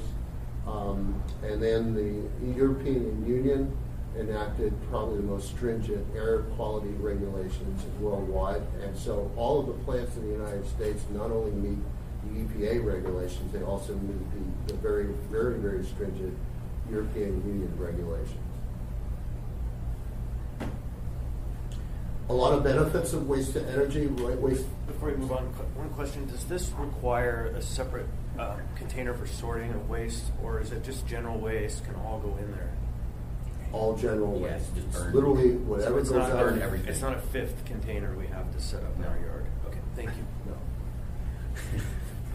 So the benefits of waste to energy, mass burn technology, it is considered by EPA to be a renewable energy source. And compared to other resources out there, such as natural gas, coal, and diesel, it does reduce greenhouse gases when you compare that with other energy sources. Significantly extends the life of the landfill. Mark talked about his doomsday clock going down to 40 years. I think we can conservatively say if the municipality implemented waste to energy, that landfill would last, what did we decide, 160 years? Right, 160, 170 years, which is well into anyone's lifetime. It complements recycling. People always say, well, you're going to build a waste to energy plant and your recycling is going to go away. Not so. All of the plants that are operating in the United States have the same sort of program that the solid waste services have, curbside recycling. Actually, when studies are done comparing municipalities that have waste to energy, those municipalities have the highest recycling rates in the United States. If I could, Mr. Peterson. Thank you. So what items are we going to continue to bury if we're burning pretty much everything that's dropped off? Or what items are going to be put into the landfill that can't be burned? So as far as the statistics, the waste to energy plant would reduce the volume of waste by 90% and reduce it by 25%, or down to 25% by weight. So essentially what you have is a bottom ash, and you have a fly ash from the air pollution control devices. So you still would landfill some materials, but the volume is significantly reduced. So that, of course, raises a few questions related to the gas projects that we have out there and how those will continue in the future, impacts that will have on energy and contracts and all that other stuff. And of course, if we're looking at a solution that quadruples or quintuples the lifespan projected, I imagine that the answer at the end of this slide is going to be pretty shocking. So I look forward to the end of The this. next few slides. Yeah, Well, the cost. We will. The cost.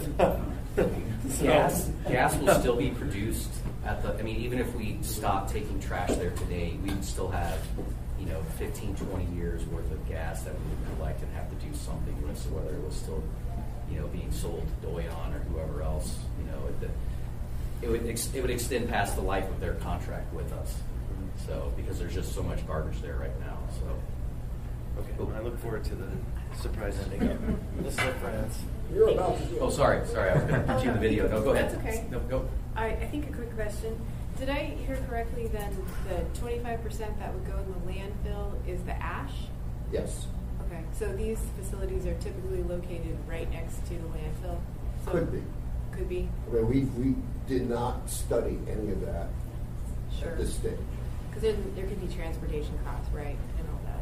I'm still trying to wrap my brain around the idea that burning your garbage is like a good way to go. Just growing up in Palmer, that's what we did. Nothing like this, of course.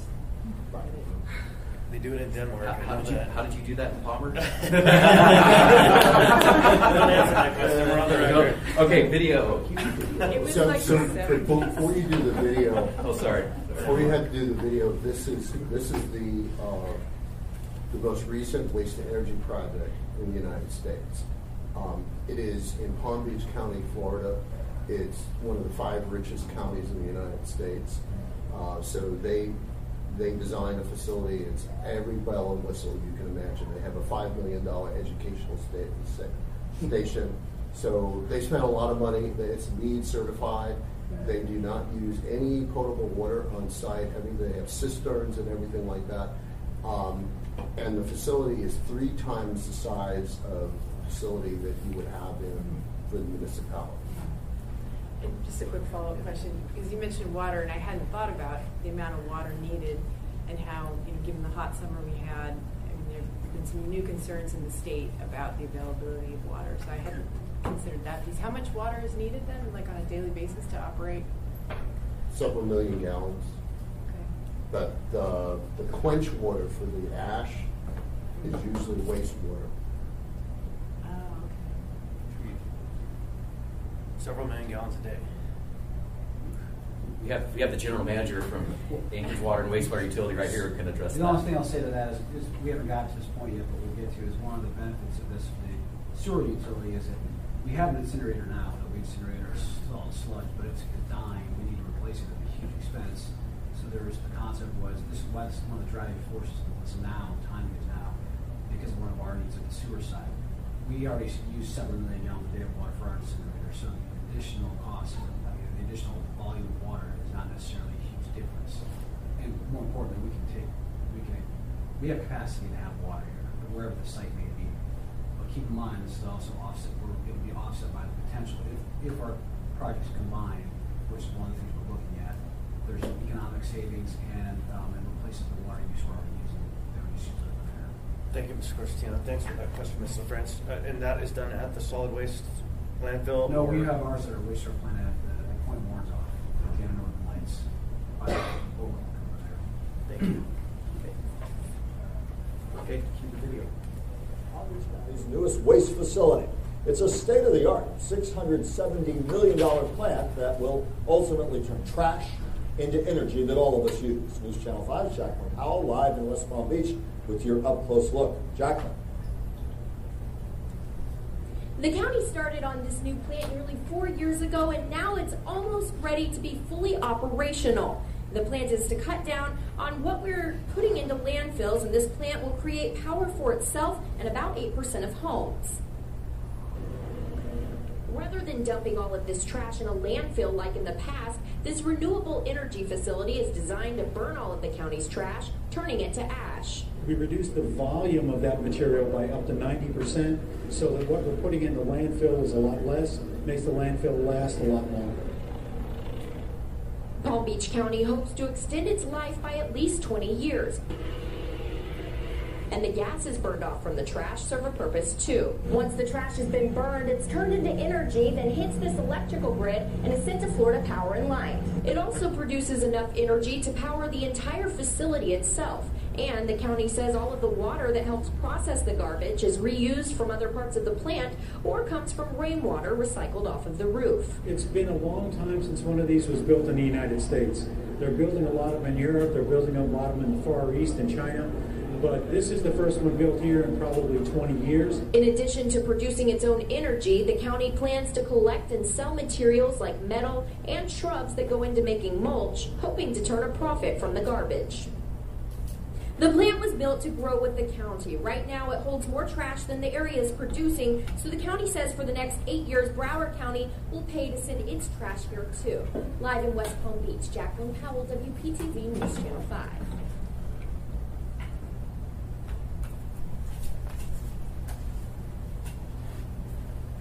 So one of the things that we did... If you make a movie about my life, make it right.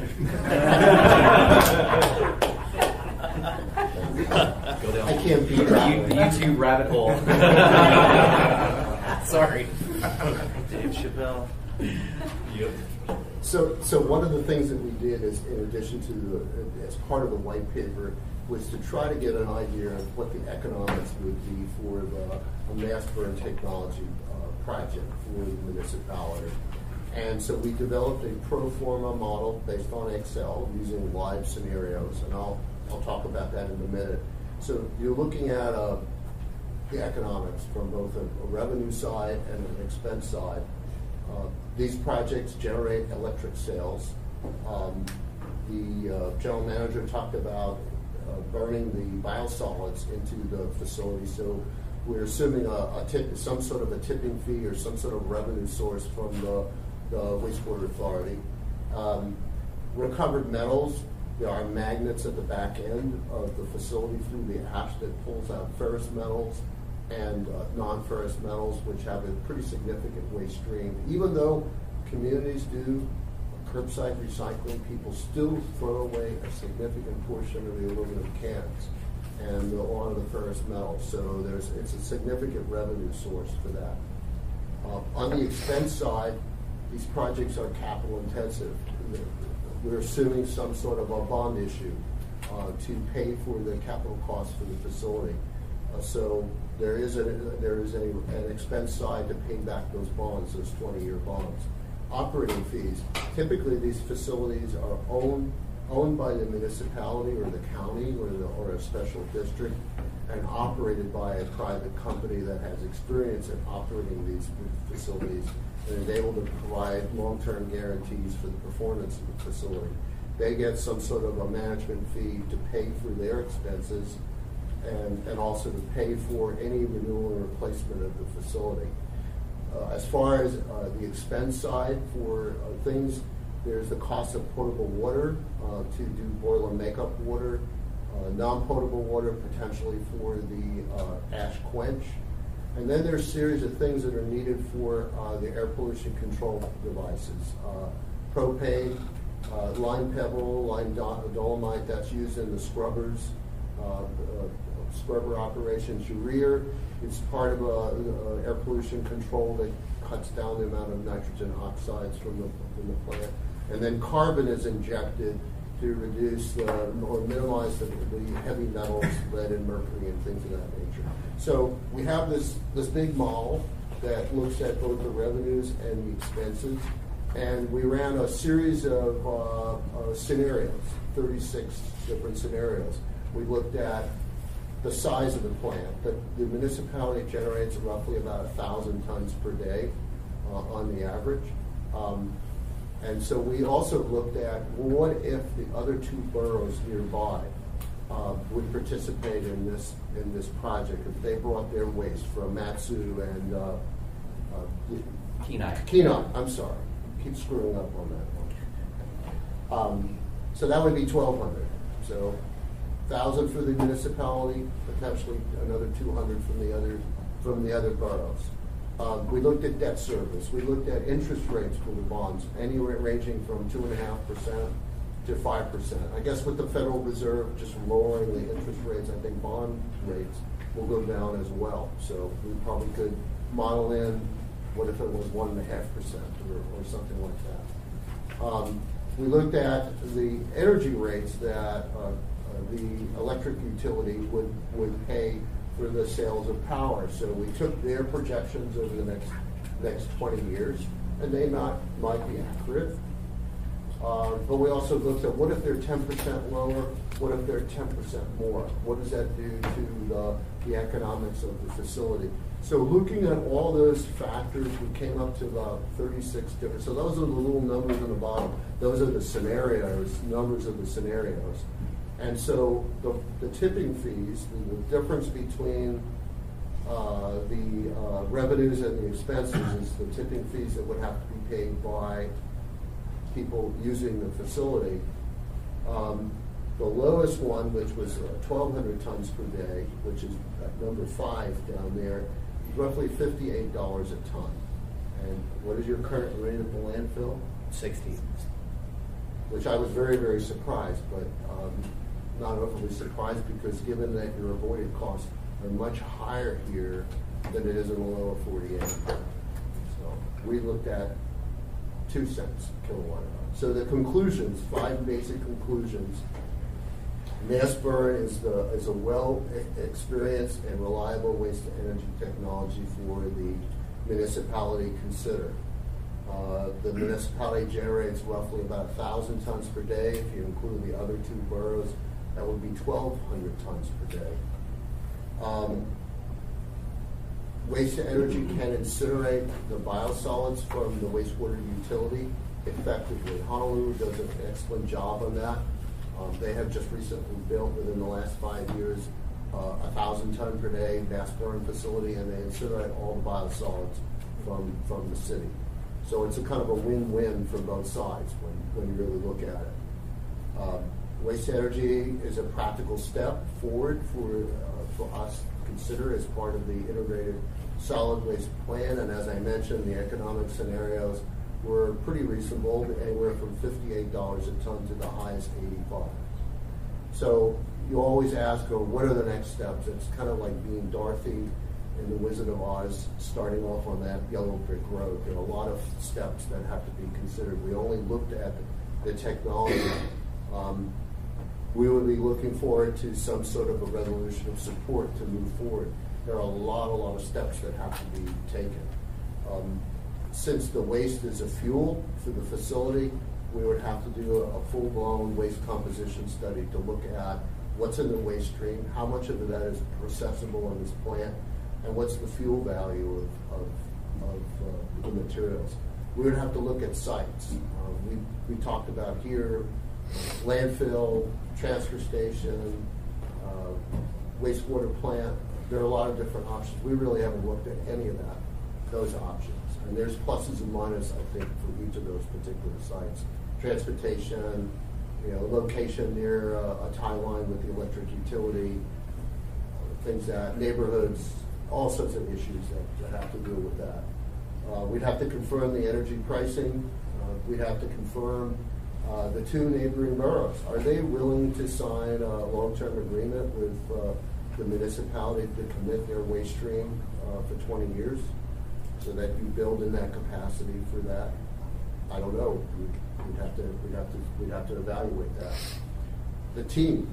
It's going to take lots of people involved, from finance and legal and procurement, to actually move this thing forward. The procurement, is it going to be publicly owned or privately operated, or are you looking at a private company to come in to design, build, operate, and own long term?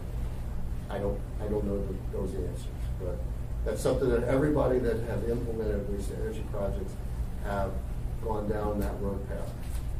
And then develop a financing plan. If it's a long-term capital investment, is it a bond issue? Is it a GO bond?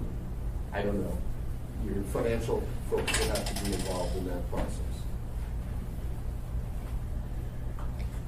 All right, can we get the lights? Mr. Rivera was in the queue first, then Mr. Peterson. Thank you, Mr. Chair. And we have 9 minutes. Okay. And Ms. Kennedy. I will be quick then. So, thank you for putting the white paper together. It was a very fascinating read. 3 things really quick.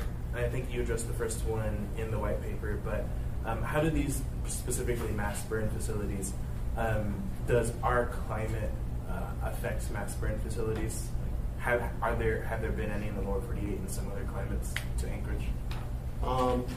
Yeah, if you consider like Scandinavia, there's dozens of plants all over Scandinavia. If you go to the country that has a lot of waste energy plants, if you ever really get a chance, is Denmark. Denmark has two major plants literally in downtown Copenhagen, and if you actually rent a car and go out into the wilds of that, all these little towns have small waste energy plants, and instead of producing electricity, they produce hot water and steam, and they have district heating groups for those communities. So the answer is yes. Great. And then the second thing I had was, I believe you had a couple sections in your white paper that talked about community input and getting community buy-in. Could you talk a little bit about that, and if there have been a lot of pushback in other communities regarding these type of facilities? So the quick answer, there's always pushback on any public works project. And if any experience that I can bring to this group is after doing, projects, over a dozen projects around the United States, and then the project that I, at 25 years old, I implemented in Hillsborough County, is to be honest with the public. If you're going to side in the neighborhood, engage the public, bring the stakeholders early on, involve them, and answer the questions as honestly as you possibly can. Thank you, Mr. Chair. Thank you. So, Mr. Peterson. Thank you, Mr. Chairman. So, do we know how long the projected life of the landfills of our neighboring boroughs, what those are at this point? I don't know that off the top of my head right now. Okay. But we could probably figure that out pretty easily. So. And I mean, the first time I saw a presentation similar to this was when I was on the Energy Committee in the legislature, and they were talking about building these in some rural communities to bring down the cost of electricity, also clear out some old black spruce that might be causing potential wildfires. And they weren't actually talking about burning garbage at that time, but I could certainly see if they already have the incinerator, that would be something that they may already be doing at this time. I'm not sure, but it's there's definitely some energy dollars that could be saved. I think. To kind of give you a kind of a perspective, I was trying to come up with what does this really mean on energy for the municipality. These plants generate, may not make a whole lot of sense to you, is 700 kilowatt hours per ton. You have 1,000 tons per day, which the municipality generates. It's 255 million kilowatt hours per year.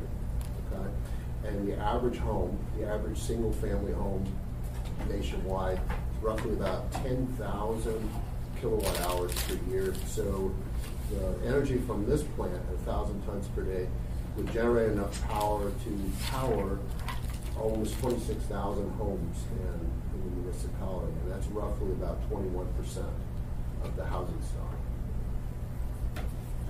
Ms. Kennedy. Thank you. Thank you. I have several questions here, and one from Mr. Weddleton.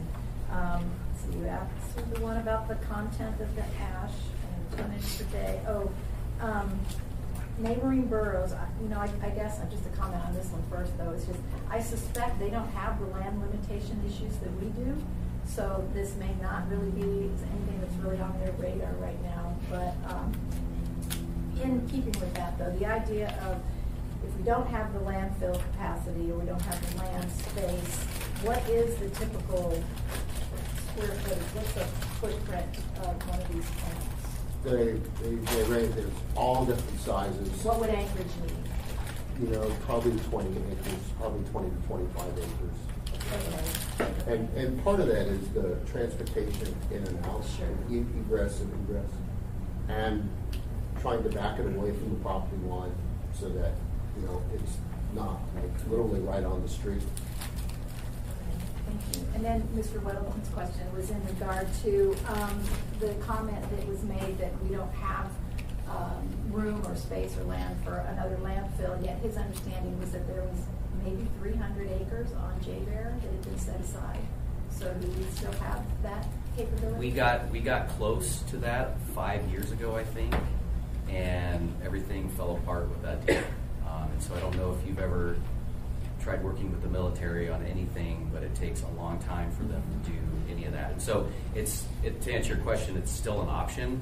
However, the likelihood of getting there isn't that good. I'll let Mr. Webb know. Yeah.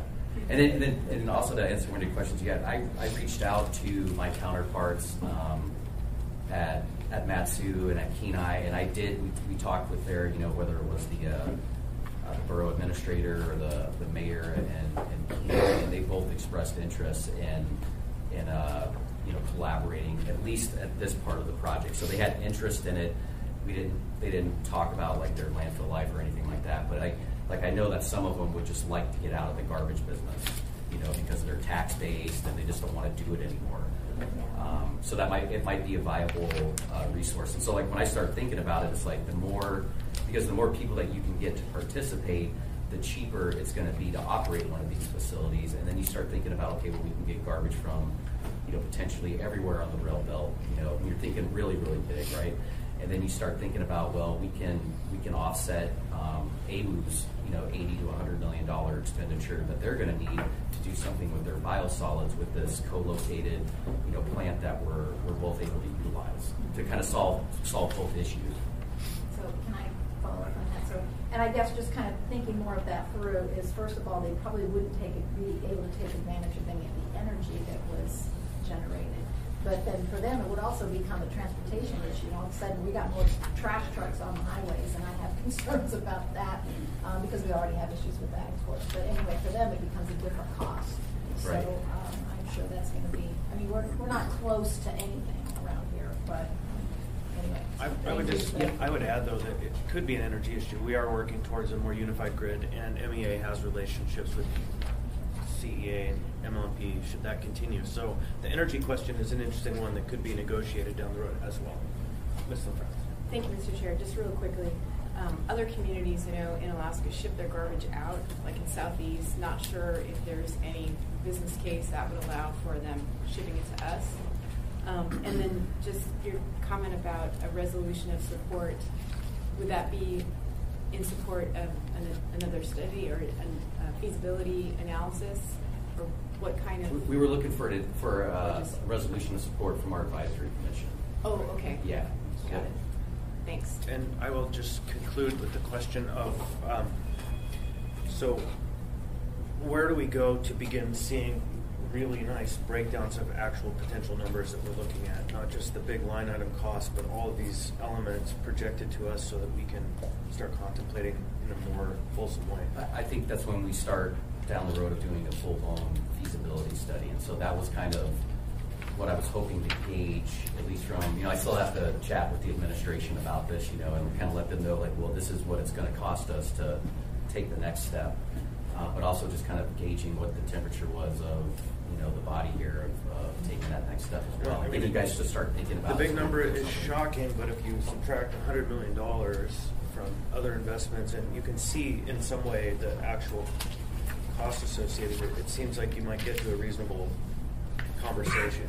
Yeah, and I started thinking about, Mr. Francis' comment about, I was already thinking about that, like we could potentially, you have the opportunity to solve like the solid waste issue for the state, if we can get it to a point where it's, more economical for them to ship waste, instead of down to Seattle or wherever it's going. Yeah, it goes all the way down there. From Southeast, it goes down to Seattle. Yeah. Then it goes on a rail line and it goes out in the middle of the desert in Oregon.